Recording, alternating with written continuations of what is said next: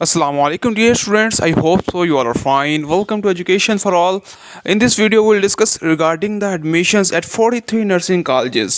So as you know कि मैंने आप लोगों के साथ मेरिट लिस्ट जैसे ही डिस्प्ले हुई मैंने आप लोगों के साथ कम्युनिटी सेक्शन में पोस्ट कर दी ताकि आप सब लोगों को टाइमली पता चल जाए। लेकिन फिर मेरे इल्म में आया कि हो सकता है कि आप लोगों ने कम्युनिटी सेक्शन की पोस्ट मिस कर दी हो, क्योंकि हो जाता है ऐसे। तो फिर मैंने वीडियो बना के अपलोड की, एक शॉर्ट सी video, just 1 minute and few seconds, ताकि आप लोगों को इल्म हो कि मेरिट लिस्ट डिस्प्ले हो गई है, जिनके नाम आए हैं वो अपनी ज्वाइनिंग दे दें, ठीक है, ताकि फिर स्टूडेंट्स जो है वो अलर्ट हो जाएं। सो इन दिस रिगार्ड कुछ बातें करेंगे। तो फर्स्ट ऑफ ऑल तो मैं बात करूंगा रिगार्डिंग जॉइनिंग डेट। तो PNAS Pakistan nursing admission system की एक बहुत बड़ी जो नेग्लिजेंस है, यहाँ एक खामी है, वो मैं ये कहूँगा कि उन्होंने थ्रू आउट द सिस्टम मुख्तलिफ़ चीज़ें चलती आ रही हैं। जिस तरह उन्होंने रिजेक्टेड कैंडिडेट्स की लिस्ट लगाई, उसके बाद उन्होंने सबको मैसेज कर दिया कि आप रिजेक्टेड कैंडिडेट्स हैं, कॉलेज में जाएं। उसके बाद उन्होंने कहा कि जिनका जो नाम है कैसे लिस्ट में है वो ना आए, बेशक उनको मैसेज आया है।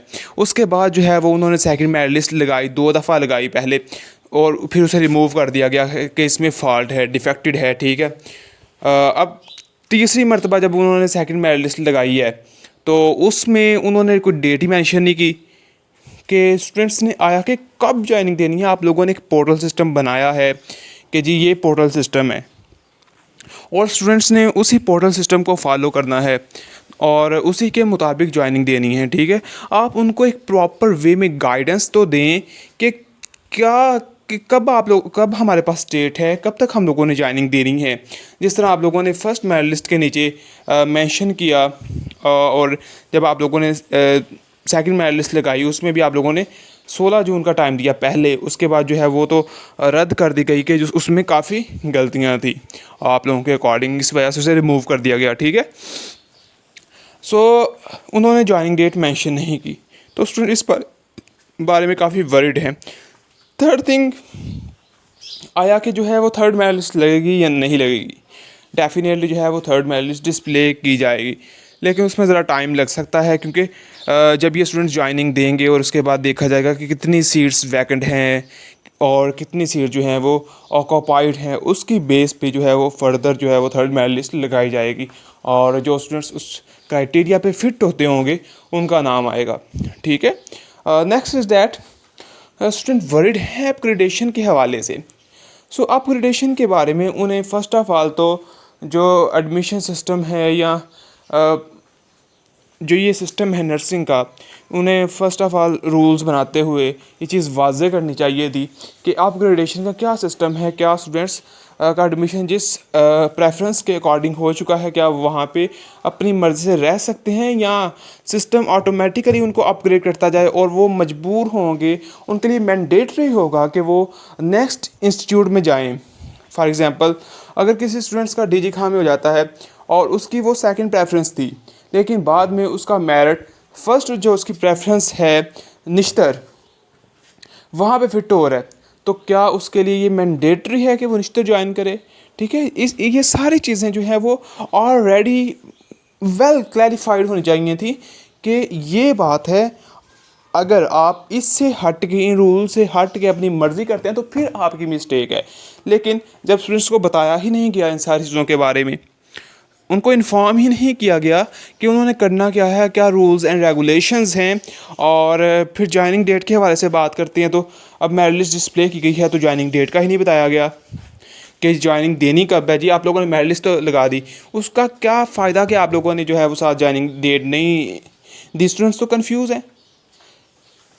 नेक्स्ट जो है वो थर्ड मेरिट लिस्ट जो है वो बात करते हैं तो वो लगाई जाएगी, उसके बारे में परेशान होने की ज़रूरत नहीं है, और आई होप सो कि आने वाले टाइम में ये चीज़ें बेटर हों। ताहम मैं तो काफ़ी सालों से ये सारी चीज़ें देख रहा हूँ कि इसमें मुझे तो तब्दीली नज़र होती नहीं आती हुई नज़र नहीं आ रही। चीज़ें वर्स से वर्स हो रही हैं। आप MD कैट की बात करें तो MD कैट आप देख सकते हैं कि कैंसिल तक हुआ, इतना बड़ा टेस्ट जो है वो कैंसिल तक हुआ है, उसके बाद जो है वो रिपीट हुआ, और आप वो सारा सिनेरियो जानते हैं कि क्यों कैंसिल हुआ, किस वजह से कैंसिल हुआ, क्या क्या सारी चीज़ें इसमें आई। तो ये फ्यूचर डिसाइडिंग जो टेस्ट हैं स्टूडेंट्स के, जिसके लिए स्टूडेंट्स जो हैं वो 12-12 14-14 साल जो है वो मेहनत करते हैं फ्रॉम नर्सरी टिल एफएससी। उनके माइंड में एक ही गोल होता है जी हमने मेडिकल ज्वाइन करना है। लेकिन जब वो इस सिस्टम में आते हैं और वो देखते हैं जी इसमें ये मिस्टेक्स आ रही हैं, फिर वो टेस्ट कैंसिल होता है, फिर ऐसे होता है, फिर उनको डेट्स का नहीं बताया जाता, तो हम कहाँ खड़े हैं। हमारा जो वतन अज़ीज़ है वो ऐसे कभी भी तरक्की की राह पर गामज़न नहीं हो सकता, कभी भी नहीं। जब हम बात करते हैं इंडो पाक की, हम हमेशा से सुनते आ रहे थे, शुरू से हम लोग कंपेयर करते रहे हैं इंडो पाक को।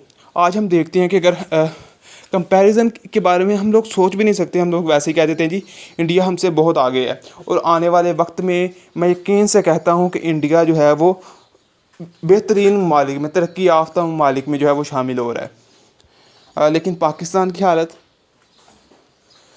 आपके सामने है। सो अल्लाह ताला से दुआ है कि जो है वो हमारे जो लीडरान हैं वो इस वतन को तरक्की की तरफ लेकर चलें, और हम ही जो है वो कोशिश करें, हर फ़र्द है मिलत के मुक़द्दर का सितारा, और हम सारे मिल के तगोदो करें ताकि हम अपने वतन को जो है वो मज़ीद तरक्की की राह